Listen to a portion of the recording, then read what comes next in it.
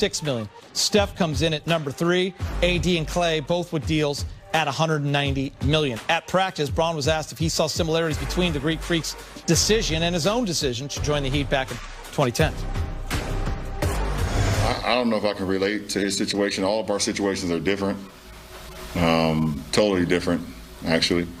You know, they've tried to build a, you know, something great for him, and obviously they did enough to keep him there. And you know, I think it's great that he's staying there. He's committed to that franchise, and you know, and that's what it's all about. So, but I don't think my situation and his situation, it's no similarities, and it's totally different. You know, I just kind of take it with a grain of salt. You know, obviously it's you know, if he ends up signing, it's a great thing for the Milwaukee Bucks to be able to keep a player of that stature. You know, I really just react to these moves as they come and see how they impact the competitive landscape of what we're about to face. All right, Allie, I'll start with you. What was your reaction to his contract extension? Let me ask you, I was with you this morning when I saw this. Oh, yeah, it's true. I feel like it was pretty even keel, don't you think? Yeah, you were. Yeah. I think it's because I go back to, I know many people from the outside looking in probably thought that when they saw this decision come out, there would be another name next to Giannis Antetokounmpo.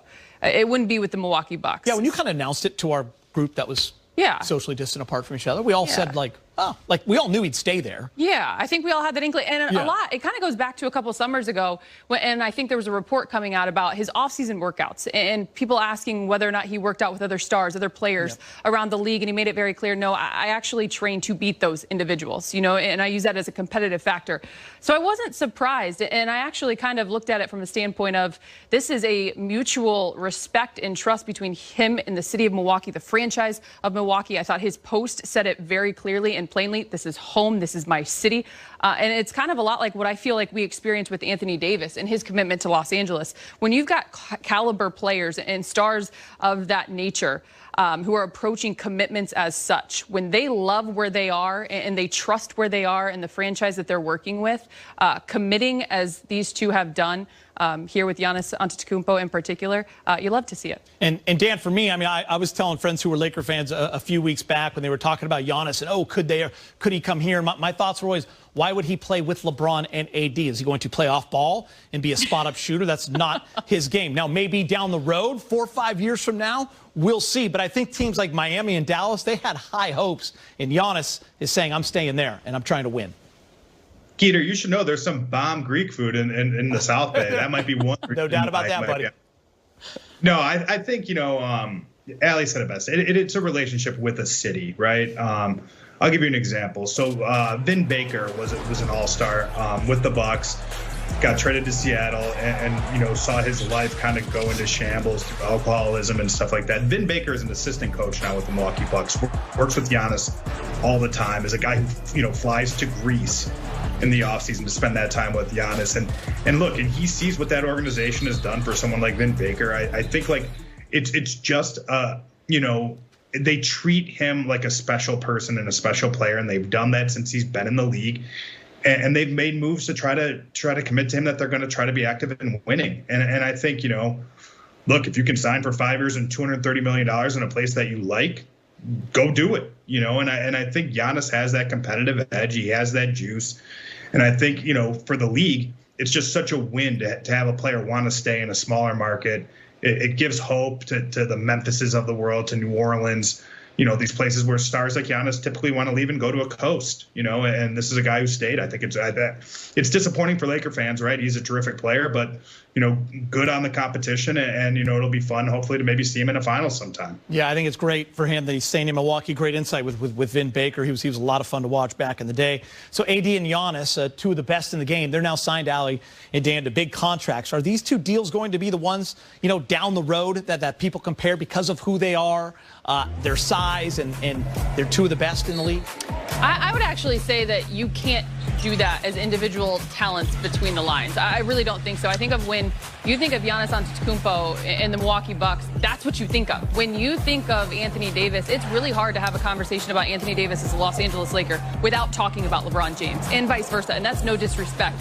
You know, it's a lot like what Fish said the other night as well. It is the closest thing to Shaq and Kobe that you've seen in a Laker uniform since. And I think that is a mutual respect between the two.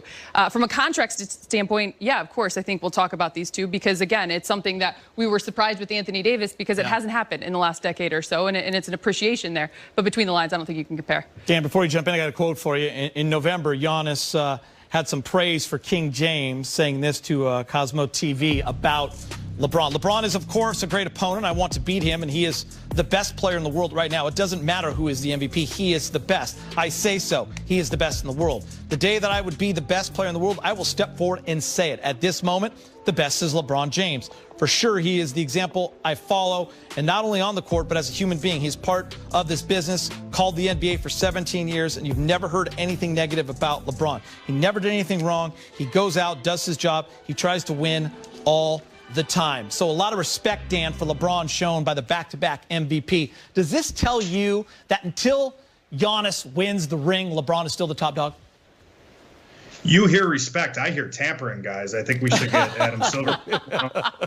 Clip it. Sounds to me like, you know, he should be like, I respect LeBron. There's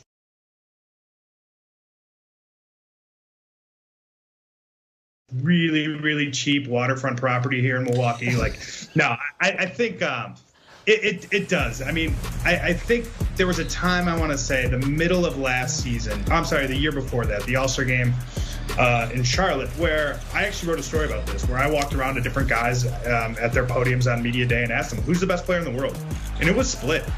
You know, some people said Giannis, some people still said LeBron, some people said Kevin Durant. And this was really the first time in LeBron's career that he didn't have that sort of unofficial, sort of like pound for pound type title, right? I don't think there would be any split if you ask players today. I think he silenced all of that last season, definitely silenced it in the bubble and in the playoffs and the finals when he was so dominant.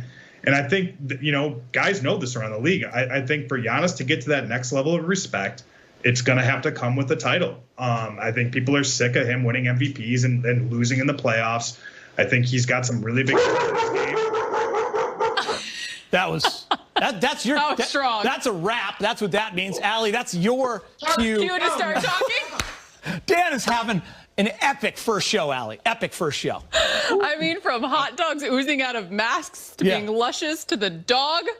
This is great. Do you want me to pick up? Or? Yeah, I mean. I just think I love. Be back, guys. This is going awesome. This is amazing. I love seeing the respect. I think the greats do it so well in this league, especially, is when they understand and know that the ones that came before them in their place.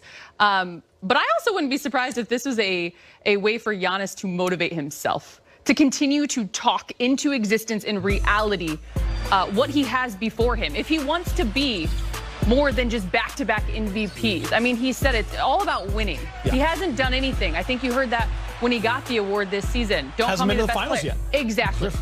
And so with that said, I think there's so much more for him to want to accomplish. And I think his decision to be in Milwaukee, make that commitment, and show that trust and security is one step in the right direction of getting that started. Hey guys, the times that I've been around him, he doesn't strike me ever. I know, this is a real mess. He doesn't strike me as a guy who's satisfied, right? Yeah, that's not his thing. He's an incredibly competitive person. He's an incredibly prideful person. And think about what he's himself into so far, right? If you were somebody who is satisfied with things, you wouldn't get to where he's at. You just wouldn't do it. By the way, we had a tweet. Are we showing that right now? Is it about the dog? There was a tweet. There was a tweet between Bill Oram, who's probably tweeting about the dog right now. So Dan said this: the most barista substitution in NBA history just made by the Clippers. T-Man and a coffee. Check in. And then, of course, Bill, like he does every single night, coffee, bean, and tea leaf. Pretty good by Bill Oram. Is this what we can come to expect between you and your friend Bill Oram? Kind of the bad jokes, bad puns, you know, and some fun, too. Sorry, great. They're great. They're great.